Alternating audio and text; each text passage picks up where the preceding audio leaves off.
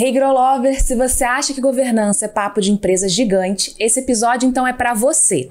Tá no ar mais um Gente Dá Trabalho e Lucro, o podcast da Grow, feito para quem acredita que negócios só crescem de verdade quando a gente cuida das pessoas que constroem ele. Eu sou a Aline Paris, neurogestora da Grow, e hoje vamos falar sobre como estruturar sua empresa desde cedo, com clareza de papéis, decisões bem alinhadas e gente certa no lugar certo. Segundo o Sebrae, a falta de gestão é a segunda principal causa de mortalidade das pequenas empresas no Brasil. E governança tem tudo a ver com isso. Para esse bate-papo, eu trouxe Eduardo Laranjeira Jacome, um dos maiores especialistas em estruturação e reestruturação de empresas do país. Bem-vindo, Eduardo. Prazer, Aline. Bom dia para você, bom dia para todos os nossos Grow Lovers, né? Prazer estar aqui com você, aqui podendo a gente trocar um pouquinho aí sobre algumas coisas extremamente importantes para que as empresas possam seguir adiante.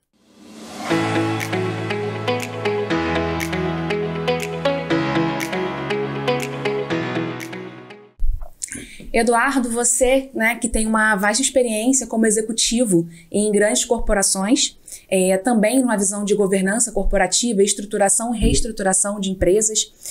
Hoje é sócio fundador da PBS Brasil, uma consultoria de gestão empresarial, e também sócio fundador da Grow, responsável por esse podcast. É uma honra imensa receber você e ter você aqui com a gente nesse nosso episódio para falar sobre governança. E para a gente poder começar esse bate-papo, eu queria que você trouxesse uma visão para a gente. Governança é coisa só de empresa grande ou pequenas empresas, empresas familiares também podem atuar com governança?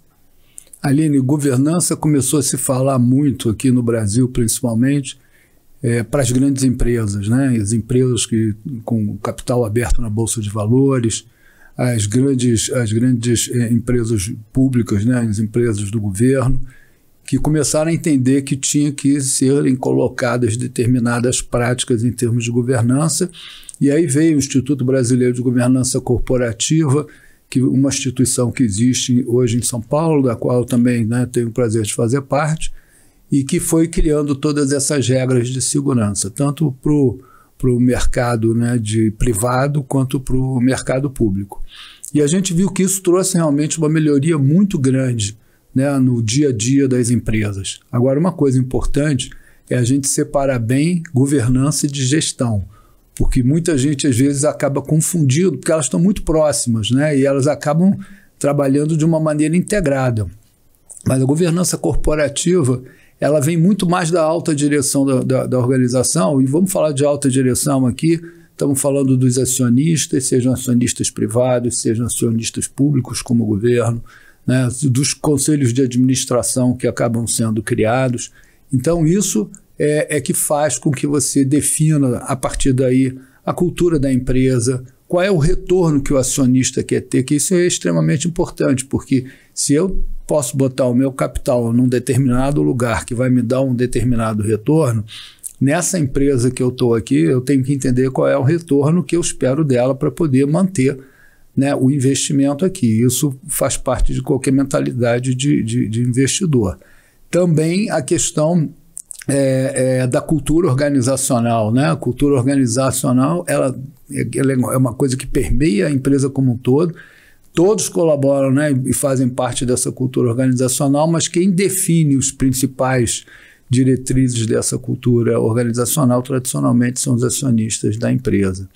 Definir qual é o perfil de executivos que eu quero para poder tocar o meu negócio e definir quais são as principais metas. Então, isso é um trabalho que normalmente é revisto anualmente, e o pessoal acha, isso é o planejamento estratégico. Aí eu digo o seguinte, isso faz parte do planejamento, que são as diretrizes que vêm dos acionistas. E isso os executivos da direção executiva da companhia vão ter todos esses inputs, essas informações, esses direcionamentos para então montar os seus planejamentos estratégicos. E aí do planejamento estratégico você define o planejamento tático, você define o planejamento operacional, que é acompanhar o dia a dia disso. Então aí já entra de fato a questão da gestão. Então tem uma diferença aí que eu acho que é importante a gente esclarecer. Agora, indo na sua pergunta, eu sempre digo o seguinte, realmente isso daqui foi uma coisa que surgiu e que está muito presente nas grandes empresas, Mas isso é completamente aplicável às empresas familiares, às pequenas e médias empresas. Eu também digo sempre que tudo que você faz numa grande empresa, você pode fazer, cabe fazer numa pequena empresa, desde que você adeque isso para a realidade, também para a cultura, para o momento que aquela empresa está vivendo. Perfeito. E aí a gente fala de pequenas empresas, né, ou talvez empresas familiares, né, em algum sentido, alguma coisa nesse sentido, e a gente fala de governança aplicada a essa realidade, né, que traz uma proximidade ali, como você comentou, da cultura. E o que a gente tem percebido é que, às vezes, uma pequena empresa ela tem uma cultura muito voltada para a vontade do dono, e em muitos casos o dono ele não consegue permear exatamente a cultura que ele gostaria que fosse, né? E o quanto que a governança, nesse sentido, nessa construção estratégica, ela pode influenciar essa percepção de cultura ou de clima ali dentro de uma empresa? Aline, dentro das pequenas e médias empresas, é um pouco diferente, né, da governança nas grandes empresas, porque tem outros fatores que também vão influenciar essa governança. Nas grandes empresas, você está trabalhando na governança para o desenvolvimento da empresa exclusivamente, dos indivíduos que estão, né, fazendo parte, de outros stakeholders, como, né, principalmente seus clientes, seus fornecedores, né, o ambiente em que você está introduzido. Nas empresas familiares, tem outros dois componentes que são extremamente importantes, né? Existe até um diagrama disso, eu não estou me lembrando agora quem foi o autor, mas foi um autor estrangeiro, que ele fala que a governança está circunspecta a 3 fatores nas empresas familiares. O que é a família, que tem que estar sendo olhada e tem que estar também, muitas vezes, separada e muito claramente definido do que é o patrimônio. E a terceira coisa do que é, de fato, a empresa. Esses três engrenagens, elas estão muito, né, funcionando em conjunto, mas a gente tem que entender que realmente você, às vezes, tem um membro da família que não necessariamente ele participa do patrimônio daquela família, ou que não participa da gestão da empresa. Mas não é por isso que ele não tem que ser olhado e ser visto como, de alguma maneira, ele vai ser desenvolvido também em outros fatores. É muito simples você chegar e ter um exemplo de que eu tenho filhos que, de repente, eu vou desenvolver para que um dia estejam na direção da empresa. Ou eu posso ter um filho ou uma filha que diga, não, eu quero ser médico, eu quero ser um chefe de gastronomia. Então, faz parte da governança, né? E no caso da governança não da empresa apenas, mas dessa governança familiar, dizer como é que a gente propicia como família apoio para que essas pessoas se desenvolvam em outras áreas que não necessariamente a área da empresa. Mas, voltando então também ao teu ponto, é completamente importante, principalmente nas empresas familiares, fica muito forte a influência do dono da empresa na cultura dessa empresa. E ele então vai dar quais são, né, os princípios, quais são os valores. Agora, a cultura é uma coisa que eu sempre digo, é uma coisa que ela vai se tornando, né, cada vez mais forte na medida em que você trabalhe, né, porque tem gente que deixa a cultura de lado e não trabalha a cultura. Mas na medida em que você trabalha o fortalecimento dessa cultura, seja através da divulgação e da prática, principalmente, dos valores, dos princípios, não adianta você ter isso, como a gente fala, né? Como se normalmente você já ouviu falar isso. Isso não é para botar um quadro só na parede, isso é para, de fato, se praticar no dia a dia.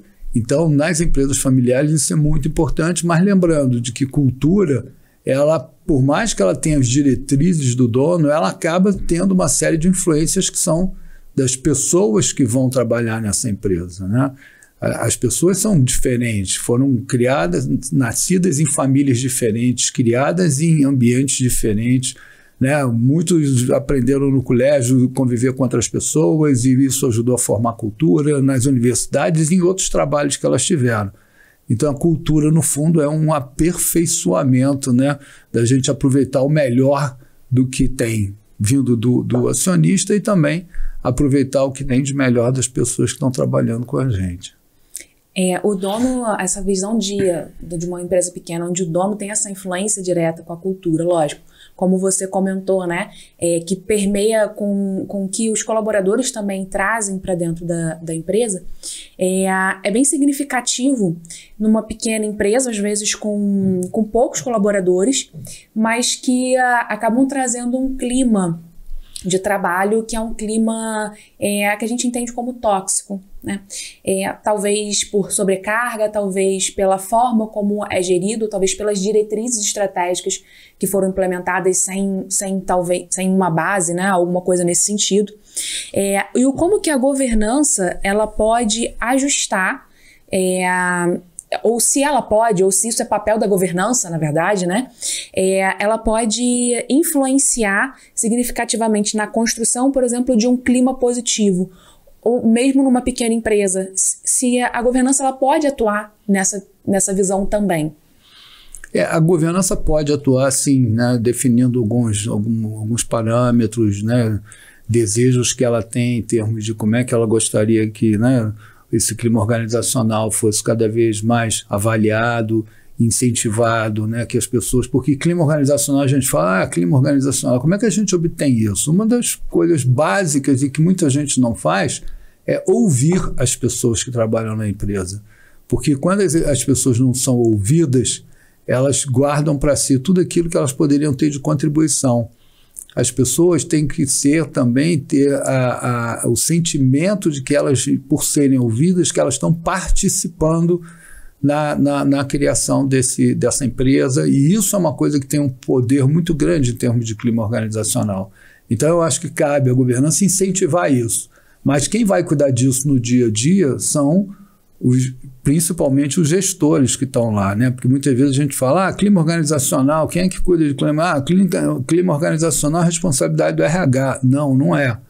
Clima organizacional, o principal responsável é o gestor imediato daquela área, daquela célula, daquele departamento.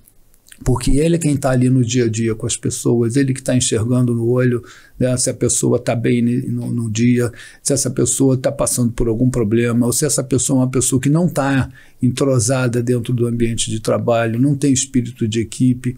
Então, esse papel é completamente fundamental do seu gestor. Logicamente que empresas muito pequenas, né, muitas vezes é o próprio dono do negócio que está ali diretamente com as pessoas. Então é aí que a coisa está mais próxima ainda, né?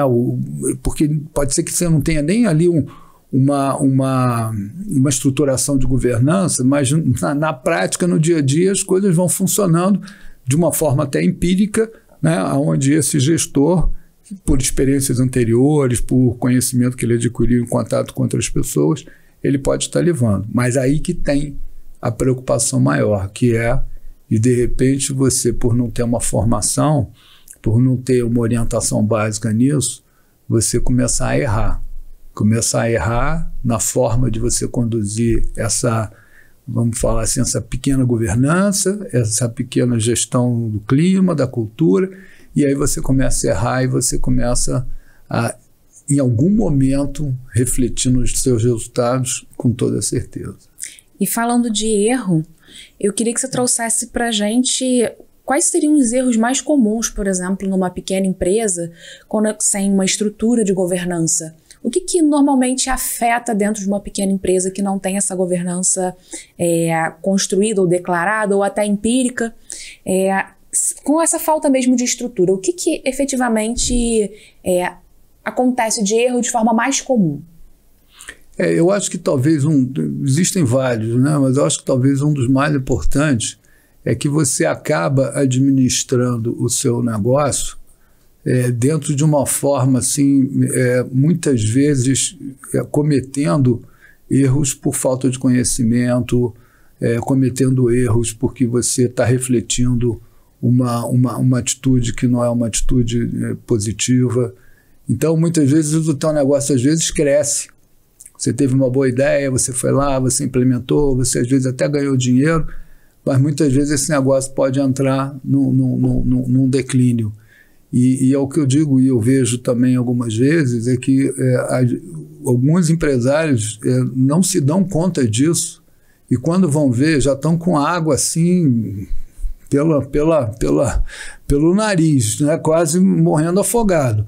E aí ou ele vai morrer afogado ou ele acaba tentando obter alguma ajuda, que às vezes ela pode ser possível de ajudar, às vezes ela pode ser muito tardia, né? Então isso daí é uma coisa que eu acho que o empresário ele tem uma característica muito importante, que é a iniciativa, que é você trabalhar de sol a sol para montar um negócio, que é a sua criatividade, que é a sua motivação, sua capacidade de fazer negócio, de fazer bons negócios. Mas tem uma coisa que é a gestão, que é o momento em que você deixa de tocar uma empresa para você gerir um negócio. Eu acho que essa é a linha divisória assim, completamente fundamental, que precisa ser, o empresário precisa estar atento para ela.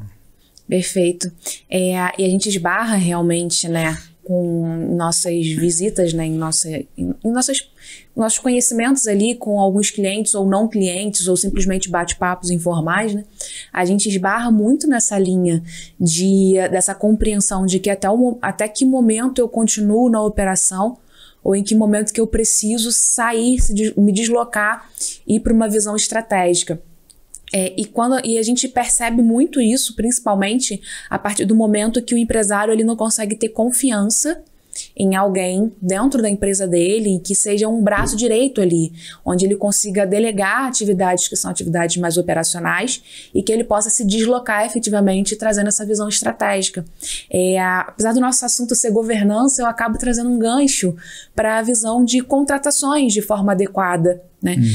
E o quanto que essa percepção, né, de se você tendo uma estrutura de uma cultura bem desenvolvida, de uma compreensão de onde você quer chegar, de qual estratégia você vai utilizar para isso, quando tem essa noção de que nesse momento eu preciso sair do operacional, eu preciso ter alguém que faça esse operacional para mim, e você conseguir estruturar essa contratação de forma adequada, né, realmente é um divisor de águas pro empresário.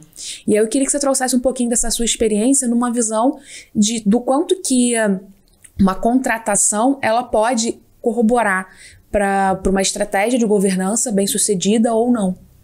Aline, aí esse ponto é completamente importante e eu vou desdobrar ele em duas consequências.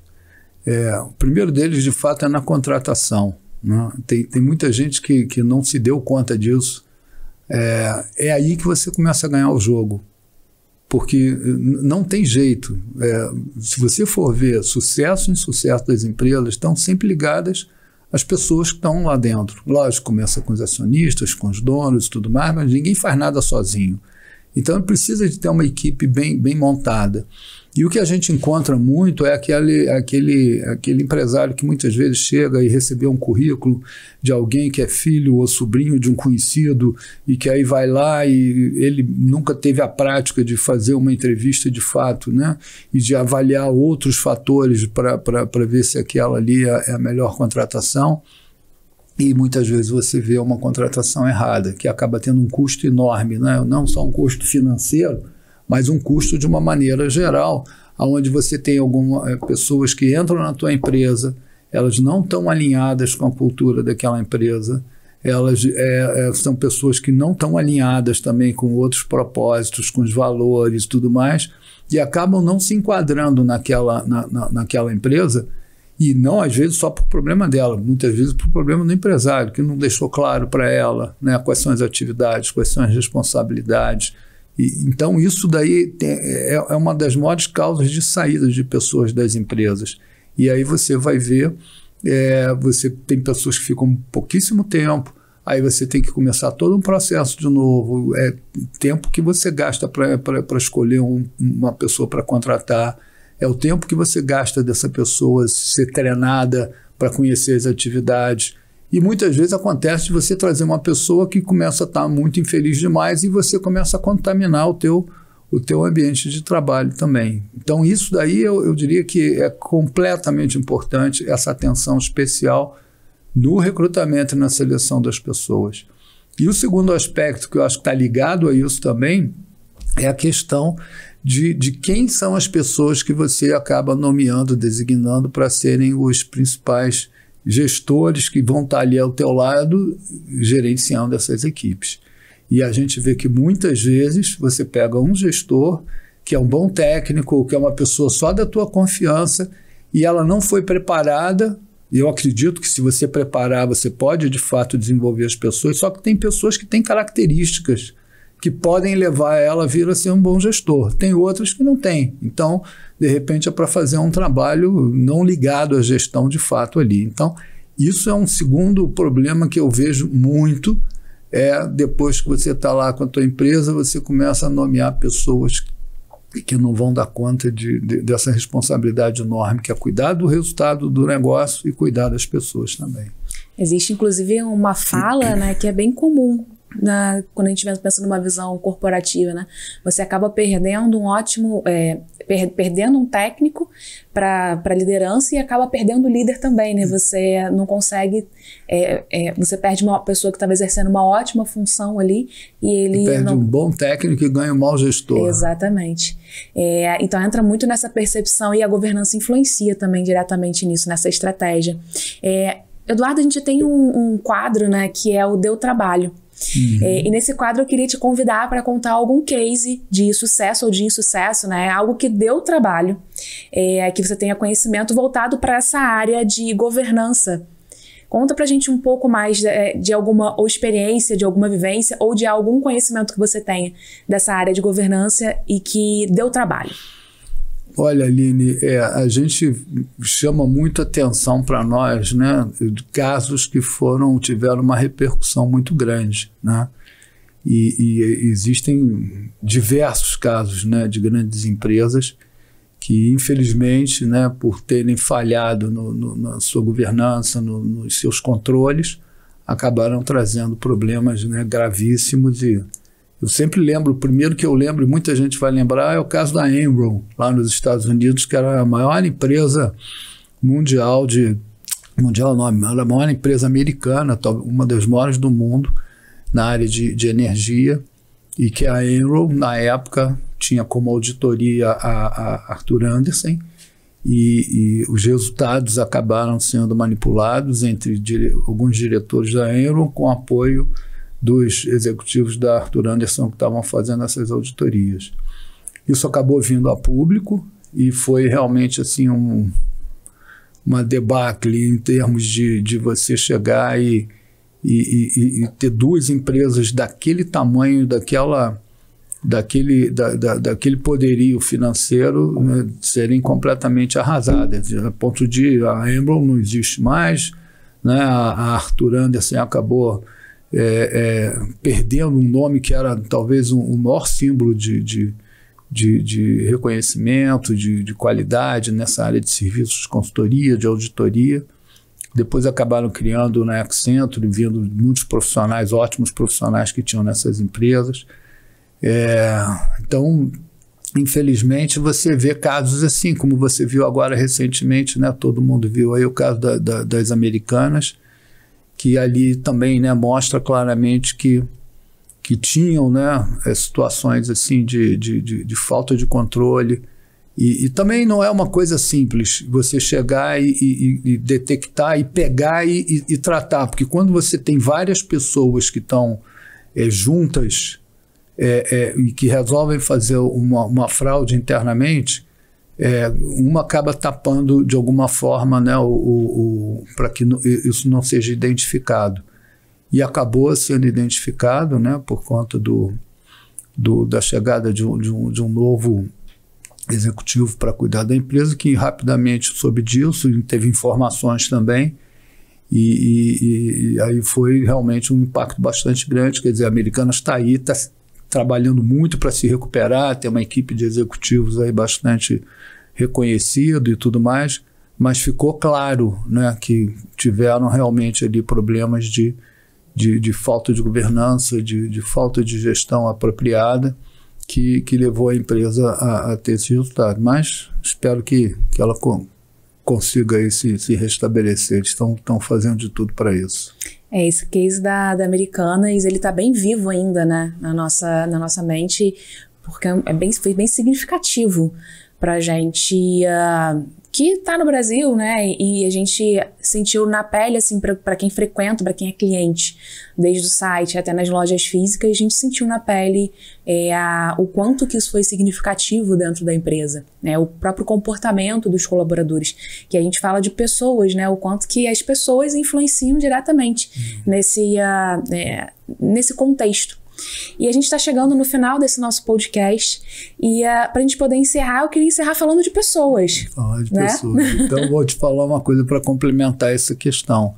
Na realidade, isso aconteceu com empresas gigantes, mas poderia tranquilamente acontecer com empresas pequenas. Por quê? Porque aí é falha de controles, é falha de gestão.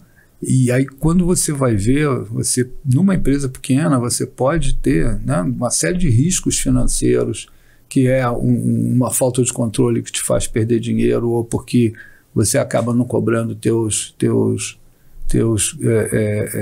clientes adequadamente, aí você acaba, né, deixando de receber o que você tem que receber, ou porque a falta de controle permite uma fraude interna. Isso cabe em qualquer tipo de empresa, né? Então é uma atenção que todo mundo tem que estar tomando. E lembrando, né, já que você falou de pessoas, lembrando que quem na realidade causa isso são as pessoas, ou para o bem ou para o mal, né? Aonde tem alguma coisa muito boa acontecendo, você pode procurar quem são as pessoas boas que fizeram isso acontecer. Aonde tem alguma coisa muito ruim acontecendo, você pode procurar que tem pessoas envolvidas ali. Então, gente faz toda a diferença, né? Pro bem ou pro mal. Eu, graças a Deus, nos meus 51 anos aí de trabalho, eu vi muitos mais casos de pessoas fazendo a diferença pro bem do que pessoas fazendo a diferença pro mal.